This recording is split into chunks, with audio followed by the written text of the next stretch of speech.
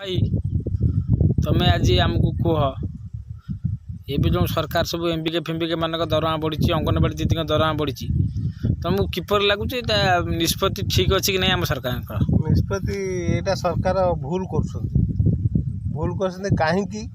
କାହିଁକି ନା ଏମ୍ବିକେ ଆଉ ଆମର ଏମ୍ବିକେ ଆଉ ଅଙ୍ଗନବାଡ଼ି ତୁଳନା କଲେ ଅଙ୍ଗନବାଡ଼ିରେ ବହୁତ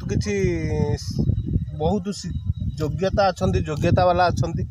ସେମାନଙ୍କ ଦରମା ତାଙ୍କ ସାଙ୍ଗରେ ତୁଳନା କରିଛି ସରକାର, କିନ୍ତୁ ଠିକ୍ ନୁହଁ। ଏଇଟା ଅଙ୍ଗନବାଡ଼ି ସେଣ୍ଟ୍ରାଲ ଗଭର୍ଣ୍ଣମେଣ୍ଟ, ଆପଣ ତ ଷ୍ଟେଟ୍ ଗଭର୍ଣ୍ଣମେଣ୍ଟ ବୁଝିବା ଦରକାର। ସେଣ୍ଟ୍ରାଲ ଗଭର୍ଣ୍ଣମେଣ୍ଟ ହେଉଛି 60%, ଷ୍ଟେଟ୍ ହେଉଛି 40%। ସେଇଟାକୁ କିନ୍ତୁ ସରକାର 40% କହିଥିଲେ ସରକାର ଯେ କି ଆମେ 17-18 ହଜାର କରିବୁ ବୋଲି, କିନ୍ତୁ ତାର 10,000 କଲେ। ଯେଉଁମାନେ ଟିପ ଦେଇକିରି ସେମାନେ 10,000 ପାଇବେ, ମାନେ ପାଠଶାଠ ପଢ଼ିକିରି ଭଲ ଶିକ୍ଷାଗତ ଯୋଗ୍ୟତା ଥାଇକିରି ତାଙ୍କର ନିଟ୍ ଆଣ୍ଡ କ୍ଲିନ୍ ଥାଇକିରି ଖାତାପତ୍ର, କିନ୍ତୁ ଦେଖିଲା ବେଳକୁ ଏମାନଙ୍କର କାମ ଅଧିକା, ପଇସା କମ୍।